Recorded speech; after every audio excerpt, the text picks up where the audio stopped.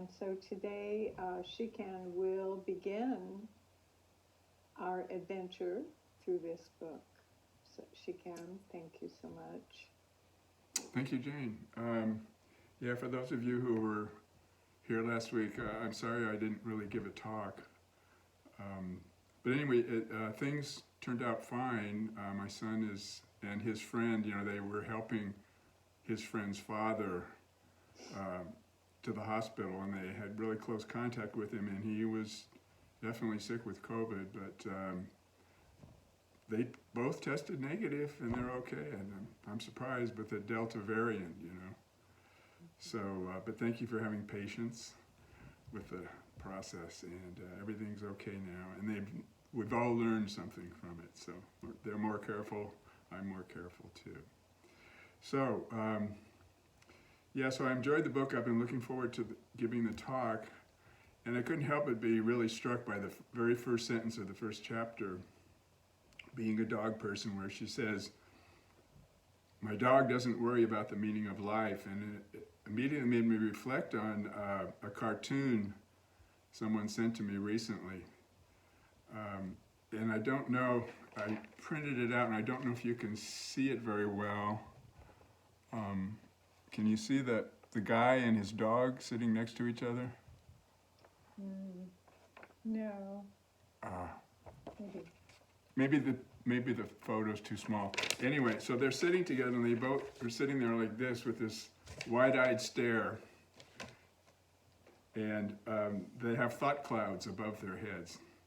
And the man is sitting there, and he's going, where, when, how, why, which, how much, how many, how long, how far, what for, what next, then what, why me? And the dog has the thought cloud with a bone, and that's it. So I think we need to have a sense of humor about our obsessive thinking sometimes.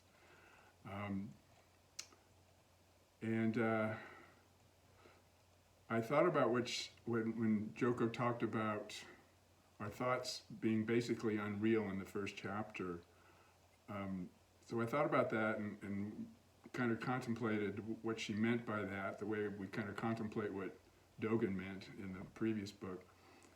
But for me, it just sort of solidifies my intuition that things aren't what we think they are, and they're not only not what we think they are, but they're free of what we think they are.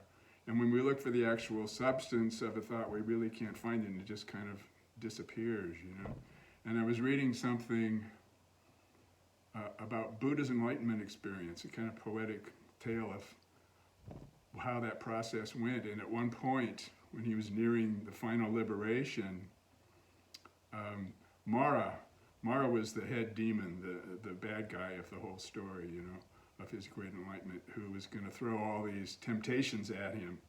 And so Mara was shooting all these arrows into the air, and then Buddha looked up and saw them, and they miraculously turned into flowers and just floated down peacefully in front of him. And I was thinking, well, isn't our thinking kind of like that all the time anyway, really? It's like, it's not our enemy. The thought's not a problem. It really isn't anything substantial that we need to be overly concerned about, not by thinking itself. It's more our attaching to them that we have to be concerned about, and Joko is very articulate about expressing that in different ways here. When she says, that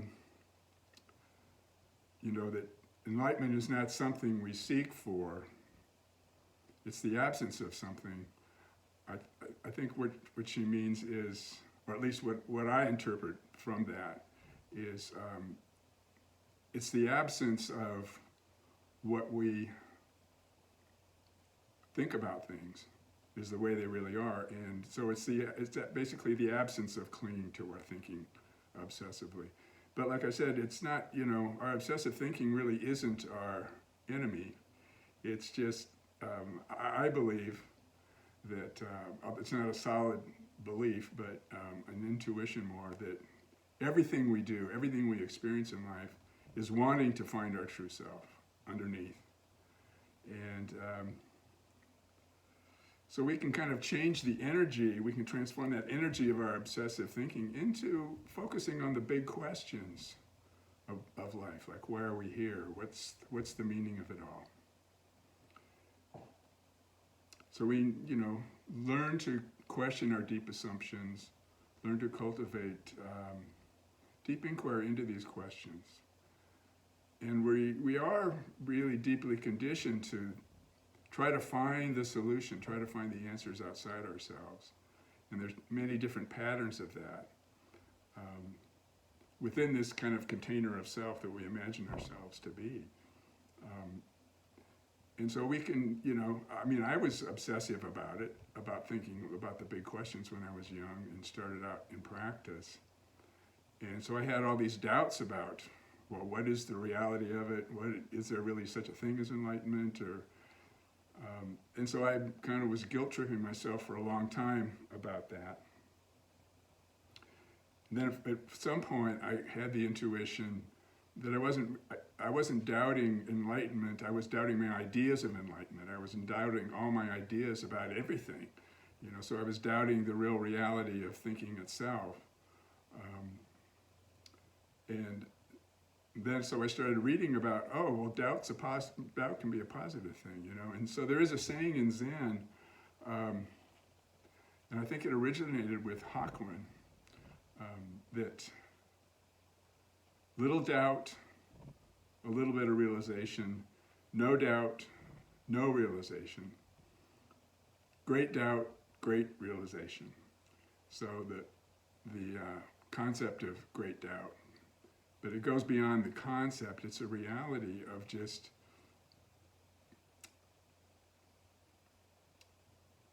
stop making an effort to think about things. Stop making an effort to overanalyze things. And just pay attention, like Joko was saying here, pay attention to what's really actually happening right here and now.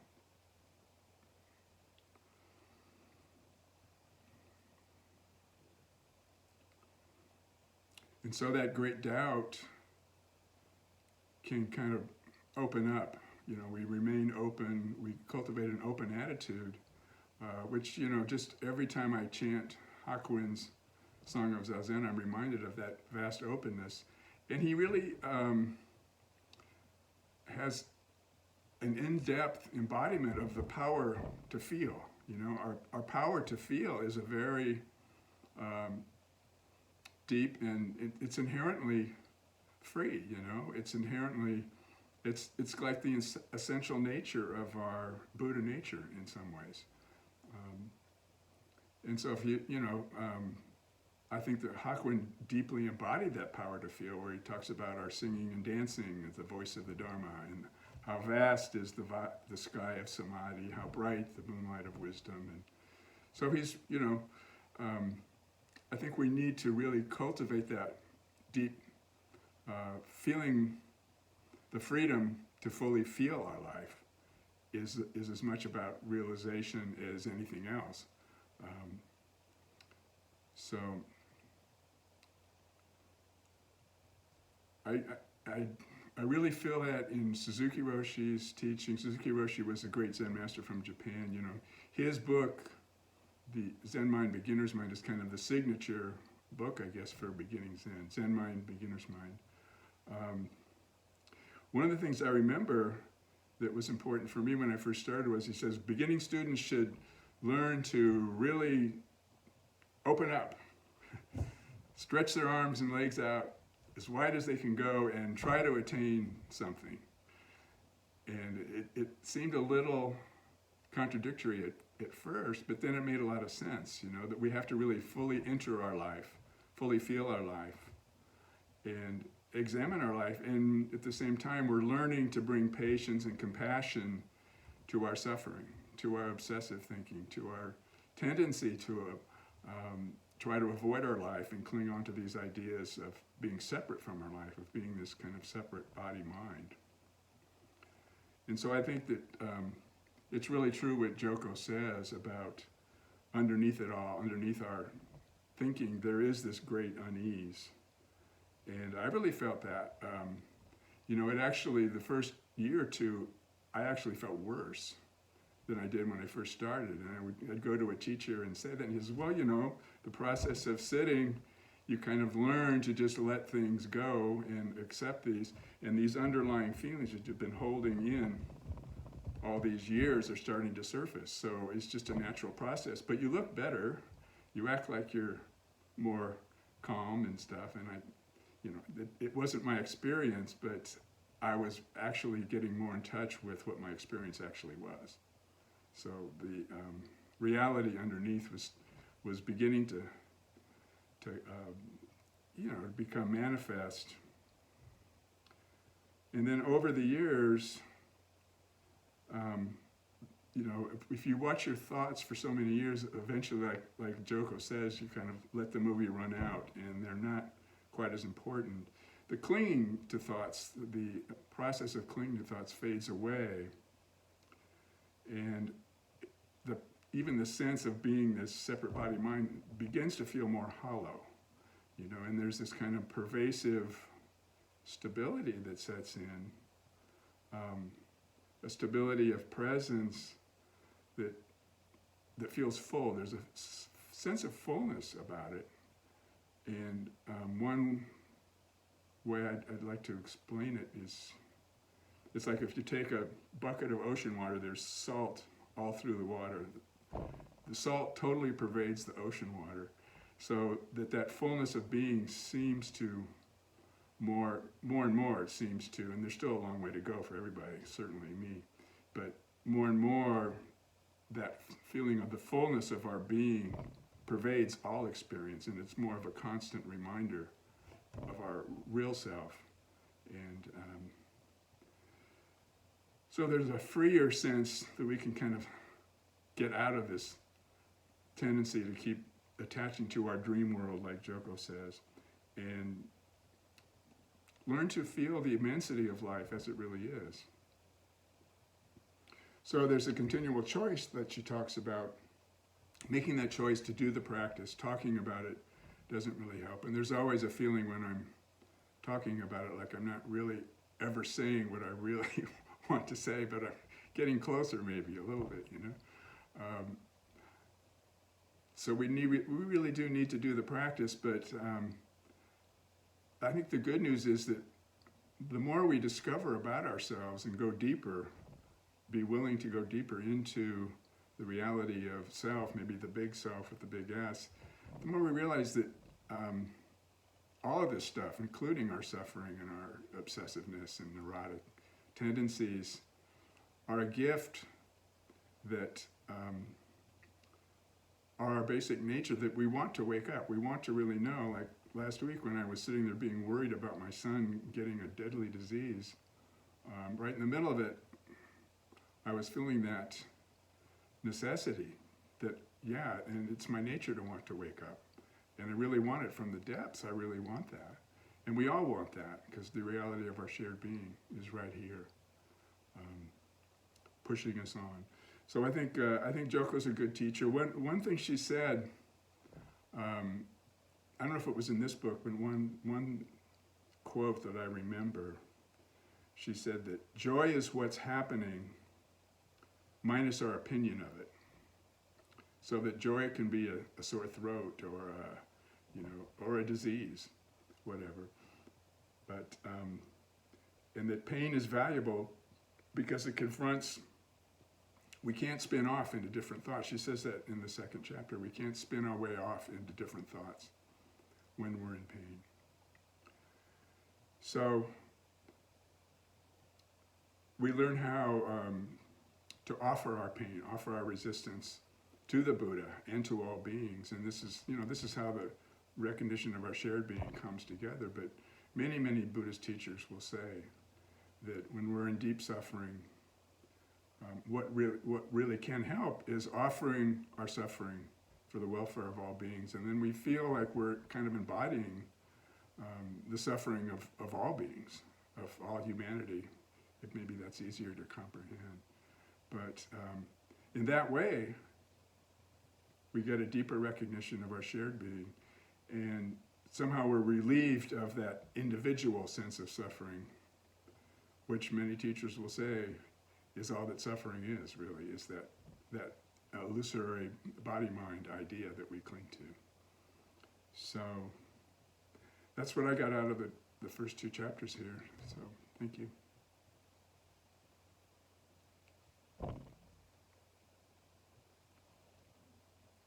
Thank you, Shikan. I'm so glad to hear that the boys are okay, and I hope the young man's father has a speedy recovery.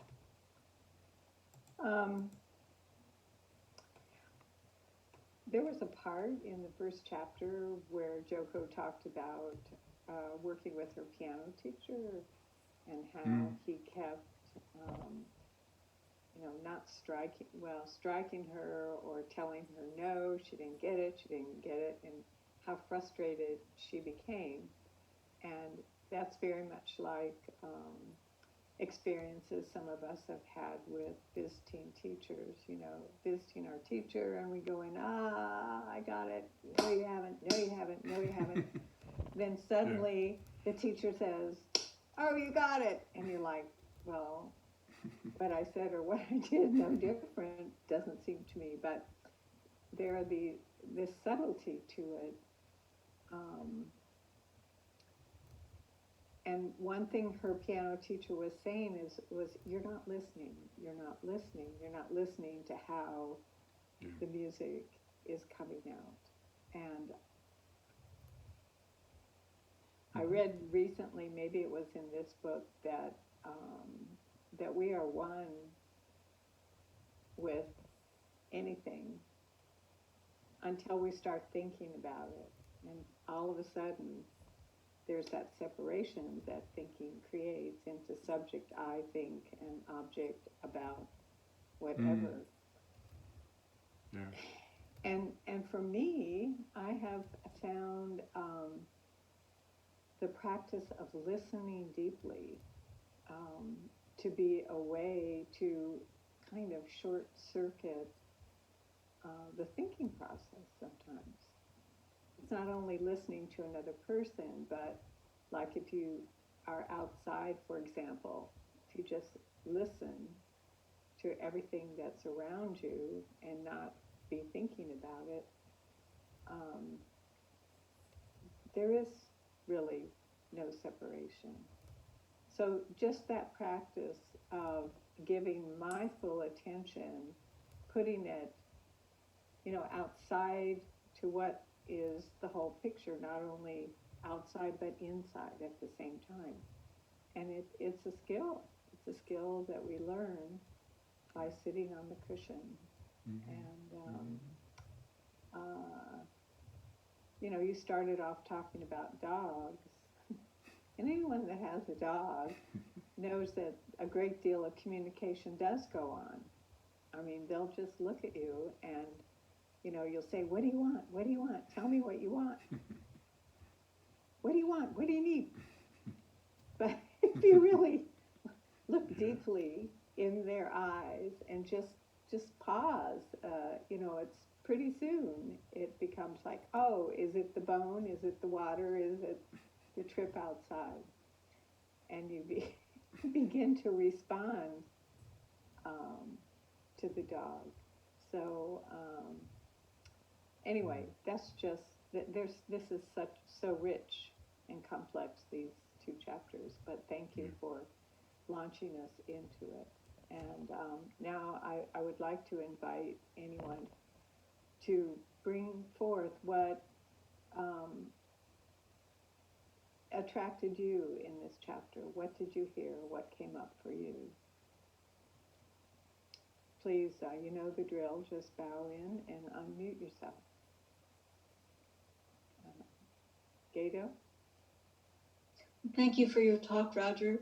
I first became acquainted with this book 20 years ago and had a lot of notes in it, and some of them seem like they don't mean anything to me today, and some of them are still very important to me.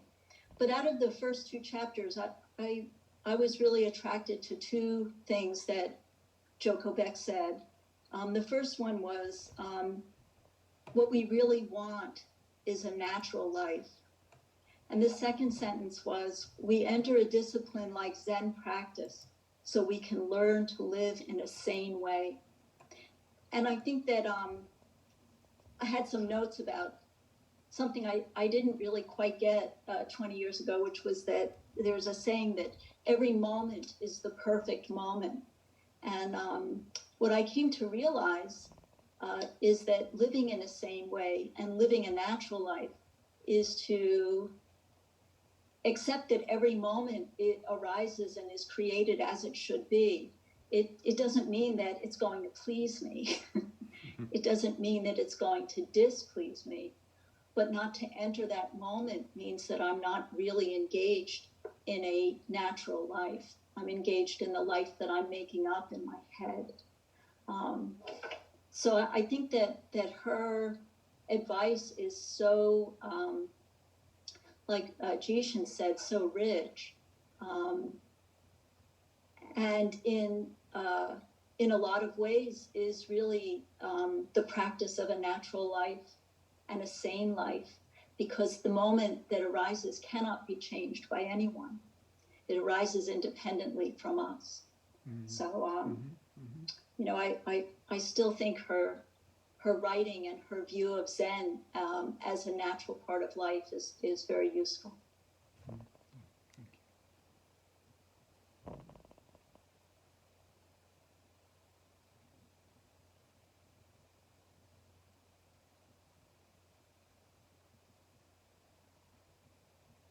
Well, yeah, many teachers outside of the Zen circle, but that are very much the spirit of Zen and different ways of talk about how liberation or self-realization is our natural condition.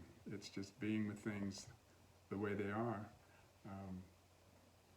And thinking is part of the way things are, but it's not any really different in terms of power over us, you know, like it arises spontaneously just like our heartbeat and our breathing do, but it doesn't really have any more inherent power over us or to define things, to describe things, define things.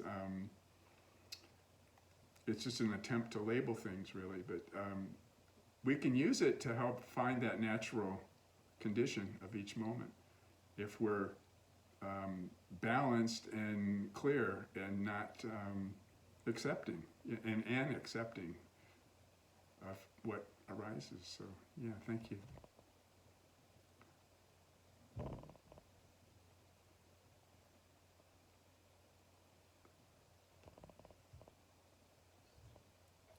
really like this one part of this one paragraph. So I'll read it. So the crux of Zazen is this: all we must do is constantly to create a little shift from the spinning world we've got in our heads to right here now. That's our practice. The intensity and ability to be right here now is what we have to develop.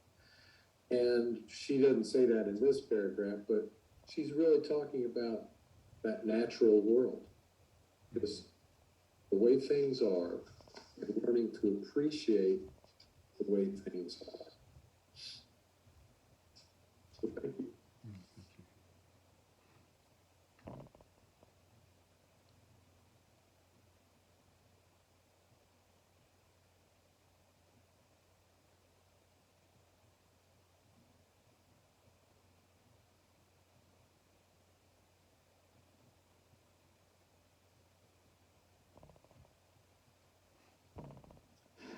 I often go to the beach either very early in the morning or late at night because I don't sleep.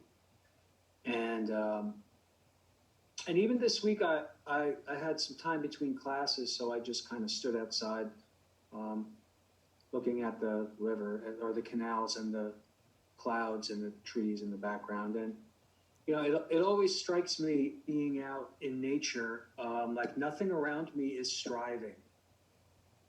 The ocean is not striving, the moon is not striving, the sunrise is not upset about anything, doesn't have an agenda, you know,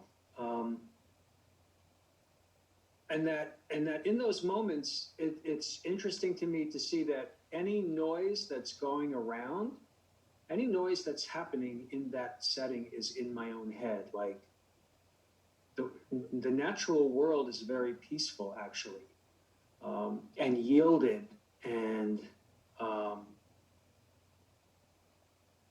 there's a deep stillness there even behind the wind and the birds and all of that sort of stuff. And so,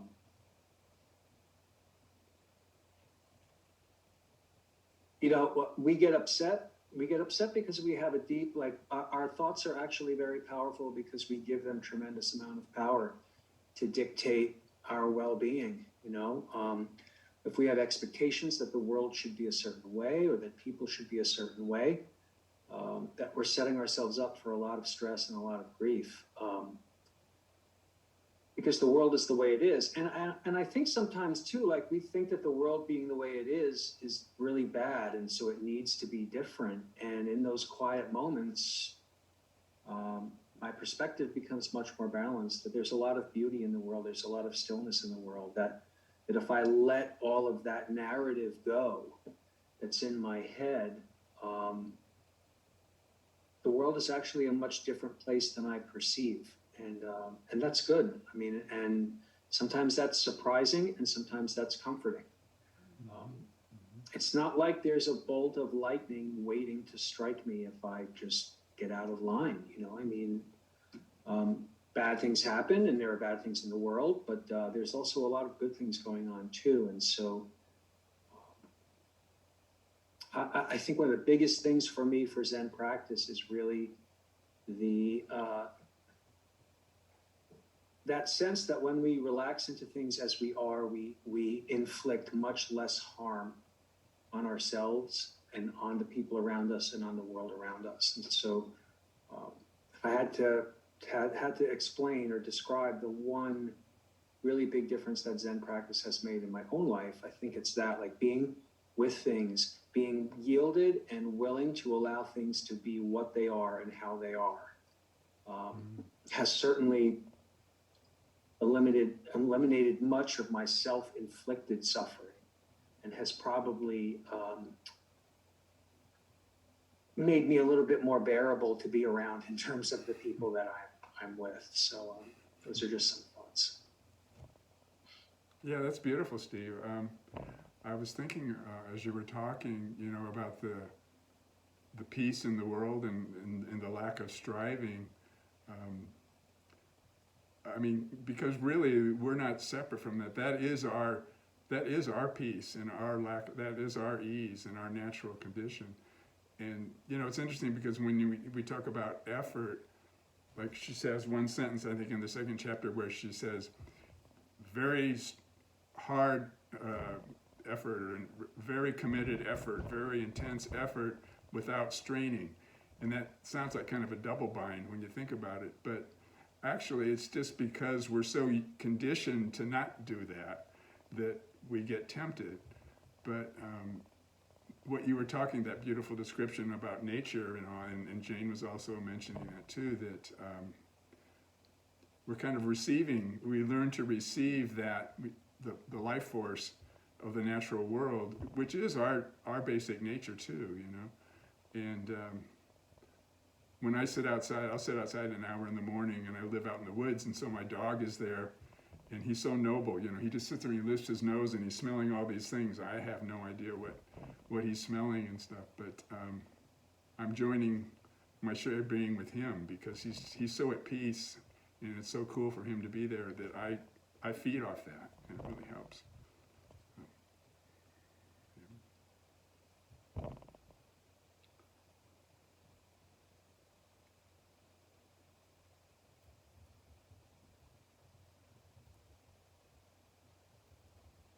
There we go. I have this thought. It's very easy to see when someone else is not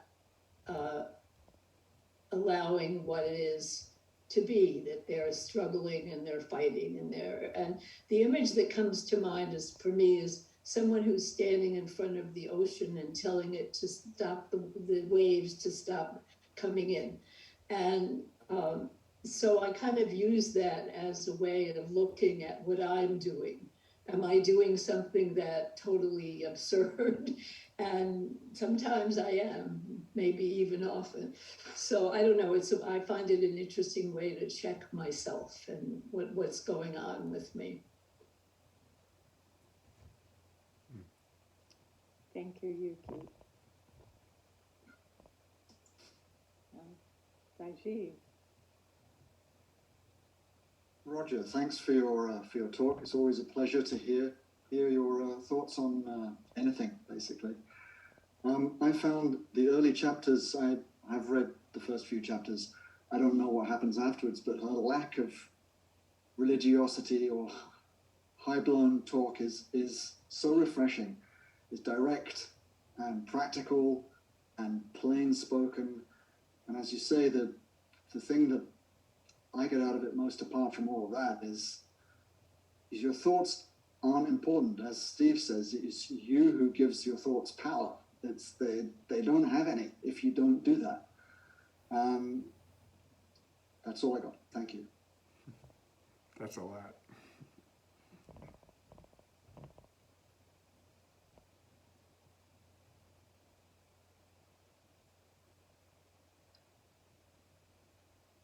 Last call. We're coming to the end of our time. Anyone else like to jump in?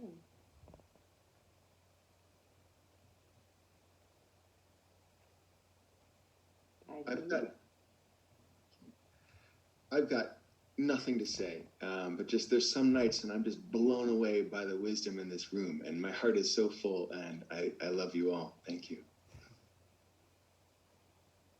Those are really nice thoughts, Gagi. Thanks for sharing.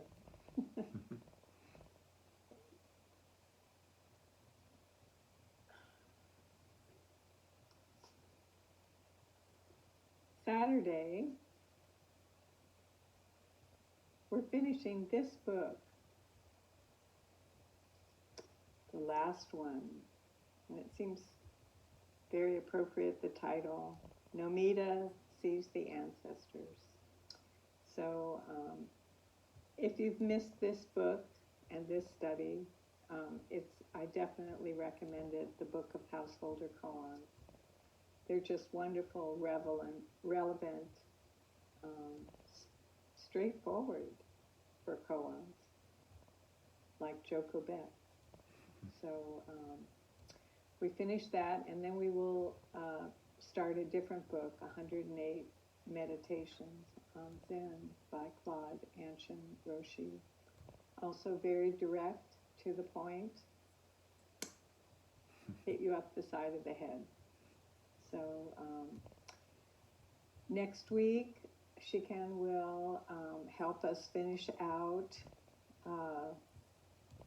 the first section, and my page turned off, so it's the last two chapters, Authority, and I forgot the fourth one that's in the first section.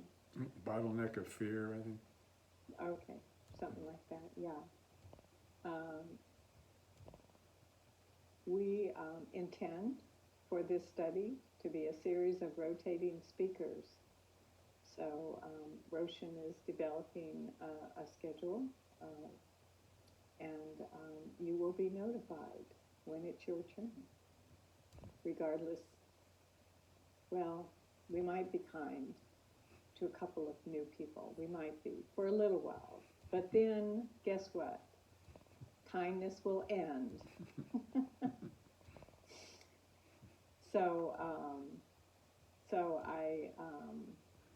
we have a lot of wise people in this room, as Dagi said. So we look forward to being blown away by all of your wisdom in the coming weeks. So Roshan, look around this screen. If there's anybody whose email you don't have, let me know, and I'll see if I can dig it up. Okay?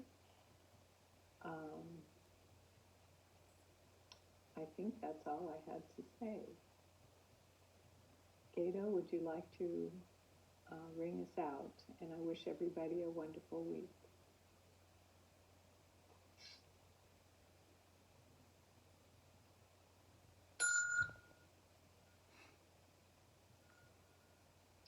Creations are numberless. I vow to free them. Delusions are inexhaustible. I vow to transform them. Reality is boundless. I vow to perceive it. The enlightened way is unsurpassable. I vow to embody it. Creations are numberless. I vow to free them. Delusions are inexhaustible. I vow to transform them.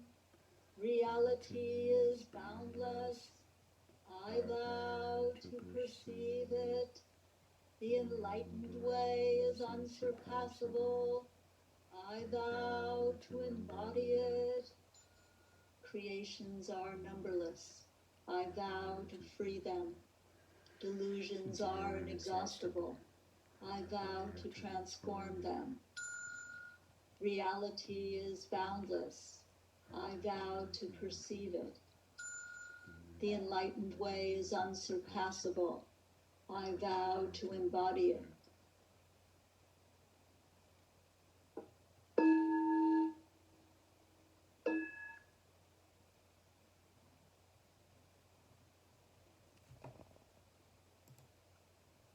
Thank you, Shikan. Thank you, Beto. Thank you, everyone. See you next Bye. week. Bye-bye. Bye. Bye.